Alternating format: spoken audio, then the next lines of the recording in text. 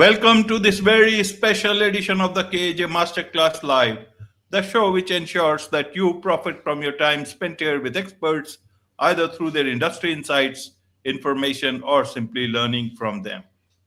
And today we have John Bacon. He's a teacher, preacher, motivational speaker, and he's here to help us, live a rich, meaningful, and purpose-led life. Welcome to the show, John. Thank you so much, AJ, for having me. Appreciate you. You're welcome. Welcome to the show. Welcome to India in this online form, John. And I'm sure not just in India, but a lot of people across the globe will benefit from what we are going to talk right now. We'll learn from you about purposeful living, especially after adversity. We'll learn in this backdrop. But before that, let's learn a bit more about you, your journey, your background, so that the audience knows who they are listening to. Yes, well, I've been teaching for over 30 years to help motivate and encourage people to live their best life, whether it's getting closer to God or finding purposeful meaningfulness in their lives. And whether that's been working in 8 years in psych with bipolar, schizophrenic people, or whether working in the last 8 years, over 8 years in drug and alcohol recovery. So it's just about helping people live their fullest and best life. I'm super intentional about saying that if you're not intentional about living your life on purpose, with a purpose, life is just going to be a long journey. So you have to be intentional. Happily married to my queen, Diana Costa Bacon, for over 15 years now. I have over 15 kids that call me dad, and so many, different dynamics of how they are my kids. Super appreciative of every one of them. They've added so much to my life, and I just love helping people come back from the setback that was in their lives. Absolutely, absolutely, John. So you talk about being a purposeful life, but you see, life, as they say, is very spontaneous, and we have to live every moment. And in that moment, either we can think or we can live life. And sometimes it becomes difficult to think when you are living life. How do you then decide about a purposeful life? It's like a very planned life. Not everyone is that intelligent, because without the wisdom of life, you will never know purpose in your first step. Yeah. And I think a lot of people, what needs to happen is, because sometimes life gets super overwhelming. So it's about slowing ourselves down and being in the present moment. Like sometimes life really does get overwhelming. I firmly believe that people can think their brain chemistry and make it out of whack because you're overthinking about life. And sometimes just being in the present moment is just saying, I'm sitting right here in this chair. I can feel the legs up under me that's holding me up. I can see the beautiful paintings and the colors behind me. I'm talking to you, AJ, right now in this moment, and I'm not thinking about my past, not thinking about my future. I'm just in this moment right now. And sometimes we need to have those moments where we're saying, my face is here. I'm right here in this moment, and am I stressing out or having any anxiety or depression in this moment? And usually in the moment, we can be all right. And then we'll just take the next right step in that moment. Absolutely. So I want to understand for the audience, how did your personal experiences shape your life's purpose? I think growing up without a dad helped shape me to make me want to have a desire to be the best dad I could possibly have. I think having gone through a family who divorce was, a major part of our lives, I wanted to have a successful marriage. I think growing up and having the moments where, didn't know who I was or where I was going or what I was doing. And I fell into addiction for over 3 years with cocaine and alcohol. And I just didn't know my purpose. I didn't know where I was going. I was going to school and dropped out of school. And it was just trying to find me in that moment. And that's why I felt like I had an encounter with God. And things just really woke up for me. It was like really just the start. The lights came on, and it was able for me to focus on can I do in this moment and how to receive the love that God wants to give us, everybody on this planet. Absolutely. So do you have any tips, strategies that you would want to give to others, especially the younger generation, about living a meaningful life? John? Yeah, I really believe in my heart. You have to live an intentional life, live life on purpose with a purpose.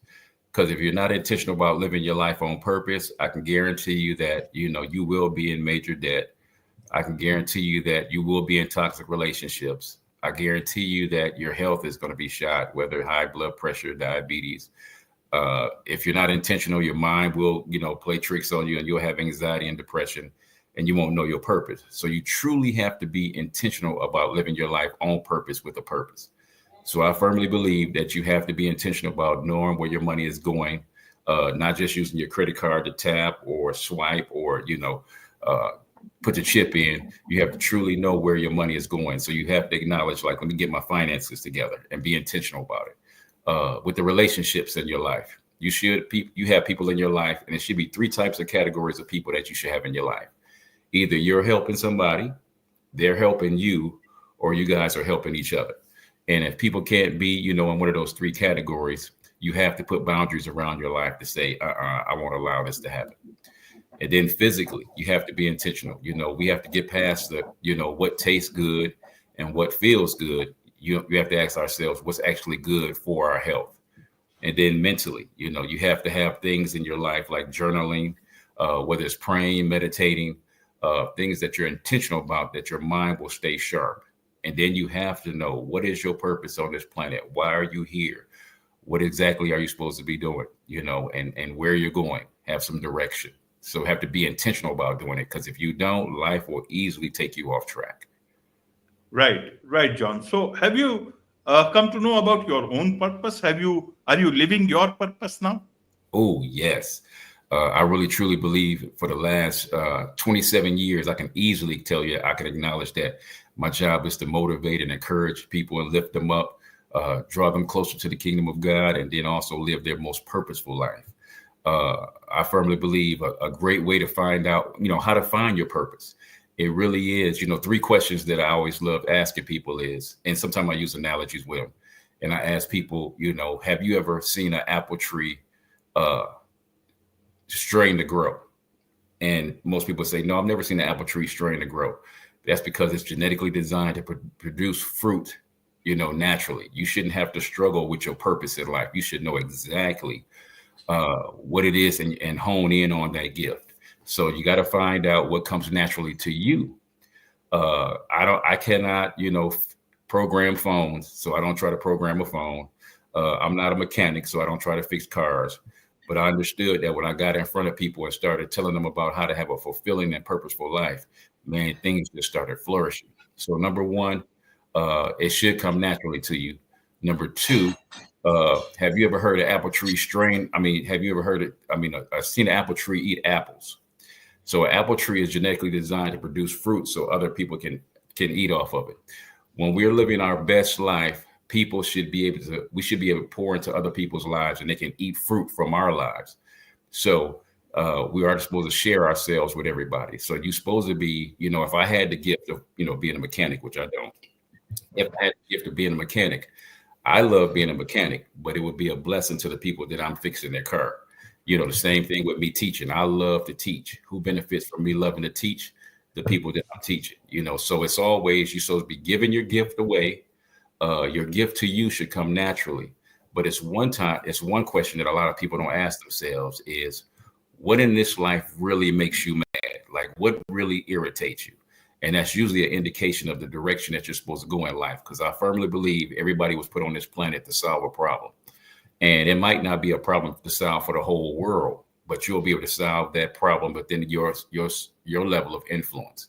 And so with my dad not being there, that was really frustrating issue for me, because I feel in my heart, in order for a man to discover the kind of man that he needs to be, he needs to have other men around him to show him that. So I took the anger and the bitterness and the energy of that making me really mad to taking that energy and taking it to show other men how to live a great life and how to be a phenomenal dad. So sometimes the thing that makes you really irritated and pissed off in life, as we say sometimes, is the thing that you're supposed to be on this planet actually doing for other people. So it's not about you getting mad about other people not getting as mad about it as you. You have the gift to help other people change that and go in the right direction of where they need to go. Absolutely, absolutely, John. You talked about apple tree, very good. But in life, Yes. sometimes if we are apple tree or an orchard, people come, you ask, you are fine that others, let them eat from you, it is fine, Yes. and this is fine. But how do you know whether those are not just eaters, they are parasites, they will eat you, eat all your energies, eat all your Yeah. peace of mind? How do Yeah. I ensure that also at the same time while giving? I have to be extra careful. You can't let the orchard be open without guards, because That's the right. others who don't even need it will just come and destroy the orchard. Yeah, so you have to watch out for people I call, spiritual vampires. So they trying to zap all of your energy and all of your things of your life that's trying to help you be your best version. So you have to love yourself enough, and that's where I think a lot of people really do not love themselves enough.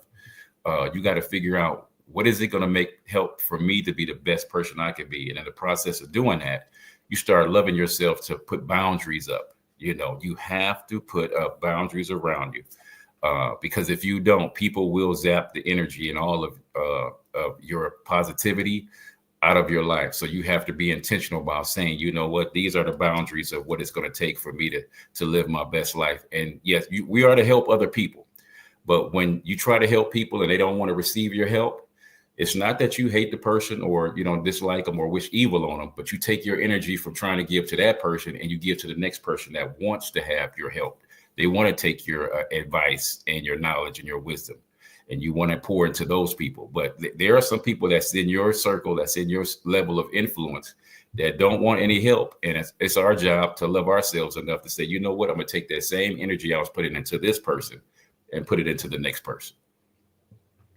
Absolutely, absolutely well explained, John, especially about that part, that how you have to love yourself. And for that, you have to make sure that you save yourself from spiritual vampires, someone who is there, who is helping you in your own growth. You have to look out for such people and make sure that, you value them, and rather than the vampires, the spiritual vampires in your life. You have faced a lot of difficulties, bankruptcy, addiction, divorce, and then still you are, as you say, living a purpose. How one sidesteps these things? Because one small thing and you can drown in that.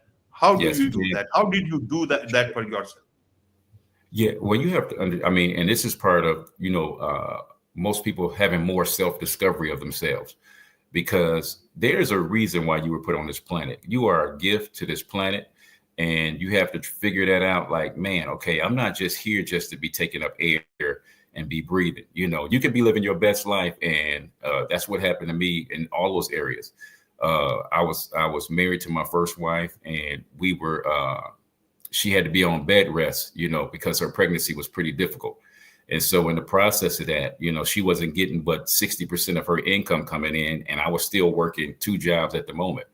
But we were so overwhelmed by our financial situation that we got behind, and we had to get actual file for bankruptcy, in our finances. And it was a blow, because if you're working hard and you're being a good person and you're doing the best you can, and life still doesn't give you the positivity and the answers that you need in life, you got to really go in within yourself and say, this too, in this moment, this present moment, this too will pass. And sometimes that's the thing that people get so overwhelmed about, is knowing that eventually this story of my downfall is going to be my uprising. This is me being down and saying, man, I'm going through these things that I'm going through, but on the other side of this is, financial prosperity, and everything will be all right. But when you're going through it, it seems like it's overwhelming at that time. When I went through a divorce, I had to pour myself into my first wife, and I gave her everything that I had, and it just wasn't enough. And so when I had to file for divorce, that was overwhelming. It was just like, man, I poured all this love into this woman, and it just didn't work out. So to sit there in a 2-bedroom, 2-bath apartment, and I'm just sitting there rocking because I had nothing. I was down to nothing. And in the process of that, I had to figure out, like, what am I going to do in this situation? And with God's help and with the experiences I went through in life, I knew I could come back. There's always that comebackness in all of us. But will we sit still enough and really pay attention to not just giving people great advice, but taking our own advice and actually applying it to our lives for success? And it was a blessing, because now I'm married to the woman of my dreams. We have a great life. We get a chance to travel. We get a chance to enjoy our kids and our grandkids. But it came from two divorces. My wife had been divorced too. And for us to come back and live and experience life to its fullest now is one of the biggest blessings. But we had to know on the other side of this, there was something bigger than just that moment of, us going through our divorces and having to have the issues come up the way they did. Absolutely, John. You talk about the balanced life. Help us Yeah. understand, what is this balanced life about? Yes. So I wrote a book called The Balanced Life, and that's part of the being intentional with living your life on purpose with a purpose, and it's knowing that we're gonna all have to deal with 5 major areas in our life, and I just happen to have a book right here. It might be looking backwards right now, but it's the kingdom of God was in the middle of the circle, and that's dealing with you. We have to deal with these areas. We have to deal with finances. We have to deal with our relationships, which you should have 3 types of relationships in your life always, I believe. You should have kids in your life to see how to stay curious and stay inquisitive and ask questions. I believe in my heart you should have people around you that's like your equals, and you're all striving to be the best version of yourself. Because there will be days that you're not feeling it. There's days you feel down, depressed, and you feel like you're going through life. And then you need to have your friends that lift you up and encourage you to keep your life going. And then you should have some elders in your life, those that have been there and done that, and they're speaking from experience on how to live a great life. So you should have those 3 types of relationships in your life. You should, your middle finger, I believe, is your temple. You should take care of your body. Okay, this is where God, lives in. And he wants to live his best life. You want to live your best life. So it is about the simplicity of eating right, doing some type of body movement, at least for 30 minutes every day, and also getting the proper rest, because the only machine on this planet that repairs itself is the human body. Then you have the mind. If you're not careful, it's easy for depression and anxiety to kick in, because we've talked about anxiety and depression like we've never talked about it in the history of humanity. And so we know that this brain can get overwhelmed. So we have to quiet ourselves down. And then I got to talk about the spirit. You are a 3-part being. You're a body, soul, and spirit. So I always tell people, if you cut off my arm, I'm still John. If you cut off my leg or amputate my leg because of diabetes, you're still John. So you're bigger than just this body. You're more than just your mind, because even though you might have positive thoughts going through your mind, and you are a person that's up building and encouraging other people, the negative thoughts are still going to come. So that's part of being human. So you have to deal with that spiritual part of, there's a spiritual battle going on between good and evil, between God and Satan. And you got to understand, like, if I can get to this past this evilness that's in my head and live the beauty of what life is supposed to be and stop overcomplicating it, it's going to be beautiful. Absolutely. Well explained, John. If I understand, you also have a podcast, is it? Yes, sir. Called the Bacon Bits, and it's living life to the fullest as in a balanced life. And I really believe in my heart that people are supposed to live their best life every day.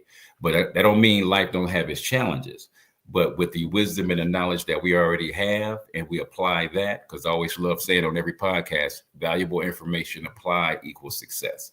So it's more than just knowing what to do. It's actually doing what you need to do. And there's a difference, because most of us know what we need to do, but actually applying it to our lives, that's a whole nother ball game. And that's where wisdom, knowledge, discernment, and understanding comes into place. Absolutely. There's so much to learn from you, John, and I'm sure a lot of people would want to learn more about you, from your book, as well as from your podcast. So what's the best way for them to connect with you? Well, you can go on any of the web podcast platforms, whether it's Apple, Spotify, or YouTube. The name of the podcast is called The Bacon Bits Podcast, and it's BATZ Bits Podcast. And it's on all of the platforms. You can go to my website.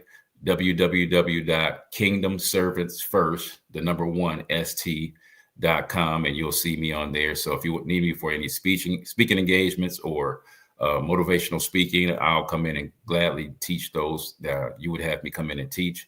So I would love to be a part of helping this world continue to be a better place with the wisdom, knowledge, and discernment God has blessed me with. Wonderful. With this, it's a wrap on this very special edition of the KJ Masterclass Live. Thank you so much indeed for joining us. Thank you, KJ. God bless.